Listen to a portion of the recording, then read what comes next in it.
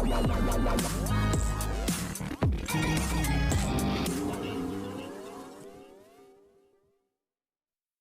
सभी का favourite show Radha Krishna की कहानी में आज रात के टेलीकास्ट एपिसोड में आप सब देखने वाले हैं कि राधा और कृष्ण आपस में बैठकर वन में बातें कर रहे होंगे और वो दोनों ही झूले पर बैठकर बहुत ही ज़्यादा फुर्सत के पल अपने दोनों के साथ बिता रहे होंगे।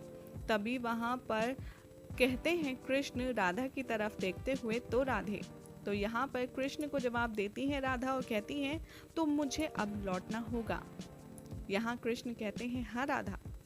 जैसे ही कृष्ण राधा की इस बात पर हामी भरते हैं, राधा उदास मन से बोझल आंखों से उठकर झूले पे से जाने लगती हैं। जैसे ही राधा जाने लगती हैं, श्री कृष्ण उनका हाथ पकड़ते हैं और उनसे कहते हैं, मेरी राधा, मेरी बड़ी भोली भाली राधा, कैसे बात बात पर रुष्ट हो जाती हो।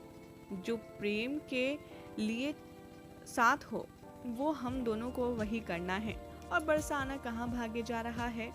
तुम अभी कहीं नहीं जा रही, अभी तो तुम मुझे पकड़ कर दिखाओगी। यहाँ कृष्ण की ये बात सुनकर राधा रानी हैरान होती हैं और कहती हैं कि अच्छा, मतलब तुम मेरे साथ एक बार फिर से क्रीड़ा करना चाहते हो, मेरा मजाक उड़ा रहे हो। राधा को चैलेंज करते हैं कृष्ण यहाँ पर और कहते हैं, चलो चलो मुझे पकड़ कर दिखाओ। और राधा कृष्ण एक दूसरे के पीछे पीछे भागकर वही प्यार भरे अंदाज से खेलते आएंगे नजर, जैसे कि वो कभी बरसाने में बालपन में खेला करते थे। यहाँ पकड़ते पकड़ते राधा रानी के हाथ नहीं आएंगे कान्हा, और जैसे ही राधा रानी उनको मारने वाली होंगी तभी वो कृष्ण जी अपने कान पकड़कर उनसे माफी मांगेंगे।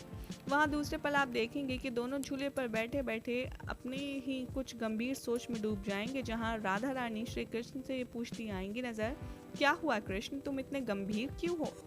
यहाँ पर श्री कृष्ण राधा रानी को अपनी गंभीरता का रीजन बताएंगे और कहेंगे कि भीम का घर भी बस चुका है और अब राष्ट्रीय यज्ञ का कार्य शेष है और दुर्योधन भी वहाँ जल्द ही मिलने वाला है।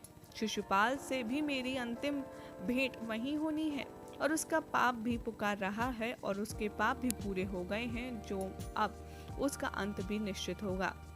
तो अब यहाँ पर राधा बड़े ही विचलित मन से श्री कृष्ण से पूछती आएंगी नजर, तो मतलब मेरा क्या होगा? यहाँ कृष्ण कहेंगे कि अब राधा समय आ गया है मेरे इंद्रप्रस्थ जाने का, मुझे जाना ही होगा। राधा झूले पर से फौरन उठेंगे और कहेंगी, मुझे साथ नहीं ले जाओगे? कृष्ण राधा रानी की तरफ देखेंगे और कहेंगे, जहाँ कृष्ण वहीं राधा। यहाँ पर राधा रानी कृष्ण को देखेंगी और कहेंगी, हाँ कृष्ण, मैं तो तुम्हारे साथ सदा हूँ, मैं तुम्हारे पास ही हूँ। तुम जानते हो ना कि कृष्ण है और मैं वही हूँ और मैं कहाँ मिलूंगी। ये कहकर राधा रानी कृष्ण के दिल पर हाथ रखती हैं और उन्हें अपना स्थान बताती हैं और राधा रानी का हाथ पकड़कर श्री कृष्ण कहते हैं कि तुम सदैव मेरे साथ हो राधा, मुझ में भी हो तुम। यहाँ पर दूसरी तरफ आप देखेंगे कि पांडवों का राष्ट्रीय यज्ञ चल रहा होगा, जहाँ पे अर्जुन, युधिष्ठिर और सारे पांडव मिलकर आहुति दे रहे होंगे और साथ में अपने राज्य पाठ को आगे अच्छे से बढ़ाने की आहुति भी देंगे। तभी वहाँ पर श्री कृष्ण की एंट्री होगी, जिसे देखकर हर कोई हैरान रह जाएगा और श्री कृष्ण का भव्य स्वागत भी किया जाएगा। यहाँ कुछ बात ऐसी हो जाएगी पांडवों और कृष्ण के बीच, जो कृष्ण उनको आगे होने वाली परिस्थितियों से अवगत करवाते आएंगे नजर, और अंत में राधा को महसूस करने के लिए श्री कृष्ण राष्ट्रीय यज्ञ के दौरान अपनी आंखें बंद करेंगे और वहां राधा रानी उनके निकट आ जाएंगी। राधा रानी आएंगी और पूछेंगी कि क्या हुआ कृष्ण, अब क्या बात है? जब अवसर इतना पावन है तो भला भय किस बात का?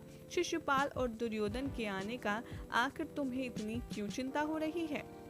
कृष्ण यहाँ पर कहेंगे राधा से कि कभी कभी अपने दो दो शत्रुओं को एक ही जगह नहीं बुलाना चाहिए। दुर्योधन यहाँ पर राष्ट्रीय यज्ञ का खत पढ़कर बहुत ही ज्यादा क्रोधित हो जाएगा। वो संदेश में देखेगा कि कैसे उसे निमंत्रित किया गया है राजस्वीय यज्ञ में भाग लेने के लिए। उसे देखकर वो बहुत ही ज्यादा चीखने चिल्लाने लगेगा और कहेगा कि आखिर उनकी हिम्मत कैसे हुई, उन्होंने मुझे निमंत्रण पत्र भेजा। यहाँ पर मामा शकुनी अपनी कुटिलता से दुर्योधन का दिमाग घुमाएंगे और कहेंगे कि भांजे, भले ही वो राष्ट्रीय यज्ञ करके राजा घोषित क्यों ना हो जाएं, लेकिन एक राजा ऐसा है जो उन्हें कभी भी राजा नहीं मानेगा और वो है शिशुपाल। वही शिशुपाल जो रुक्मणी यानी कि श्री कृष्ण के साले लगते हैं। यहाँ पर शिशुपाल के बारे में मामा बताएंगे दुर्योधन को, कहेंगे कि हमें उससे हाथ मिलाना चाहिए क्योंकि वही है एक जो इंद्रप्रस्थ पर बिल्कुल भी किसी का विजय नहीं होने देगा और वो पांडवों को राजा कभी नहीं मानेगा। यहाँ देखेंगे आप कि देखते ही देखते इंद्रप्रस्थ की ओर प्रस्थान करेंगे दुर्योधन और शिशुपाल, और दोनों ही आकर खड़े हो जाएंगे कृष्ण के सामने और कृष्ण के साथ अर्जुन भी वहां पर मौजूद होंगे। जैसे जैसे कृष्ण उनको अंदर ले जाने के लिए प्रबंध करेंगे, बात बात पर दुर्योधन और यहाँ पर शिशुपाल मजाक उड़ाते आएंगे नजर इंद्रप्रस्थ का और कभी पांडवों का। कभी कहेंगे कि इस चीज में कमी, तो कभी बताएंगे इस चीज में कमी, लेकिन उन्हें नहीं पता कि ये महल है माया, जिसका नाम लिखा है माया महल, और ये बनाया है मायासुर में। और इसीलिए जहाँ पर थल है वहाँ जल है और जहाँ जल है वहाँ थल है, यानी कि जहाँ जमीन दिखती है वहाँ पानी है और जहाँ पानी दिखता है वहाँ जमीन है। यही सारा चमत्कार श्री कृष्ण मामा से लेकर दुर्योधन और शिशुपाल को दिखाएंगे, लेकिन उनको समझ कुछ भी नहीं आएगी। यहाँ शिशुपाल श्री कृष्ण के बारे में अपशब्द कहता जाएगा, उनकी अपमान करेगा और उनको भला बुरा कहेगा। ये देखकर अर्जुन को बहुत ज़्यादा गुस्सा आएगा। वो कहेगा कि श्री कृष्ण, अगर आपने मुझे अब तक रोका नहीं होता तो अब तक मैं शिशुपाल के मुंह में इतने बाण चलाता कि वो अगले जन्म में भी मुंह खोलने से पहले 10 बार सोचता। लेकिन श्री कृष्ण यहाँ चाहते हैं कि उसके पाप की पराकाष्ठा हो जाए तभी वो उसको दंड दें, इसीलिए वो अर्जुन को कुछ नहीं कह रहे कुछ करने के लिए। लेकिन अर्जुन यहाँ पर श्री कृष्ण के बारे में अपशब्द नहीं सुन पाएगा और कृष्ण से ये कहता आएगा नजर कि माफ कीजिए वासुदेव, लेकिन मैं आपका अपमान होते हुए कदापि नहीं देख सकता, इसलिए मुझे यहाँ से जाने की आज्ञा दीजिए।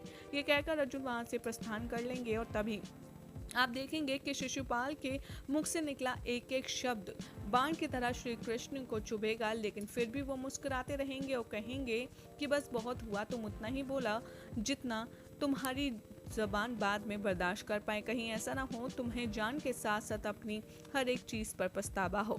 उसके बाद क्या होगा, कैसे लेगा अर्जुन श्री कृष्ण की इंसल्ट का बदला, यह आपको बताएंगे अगले रिपोर्ट में।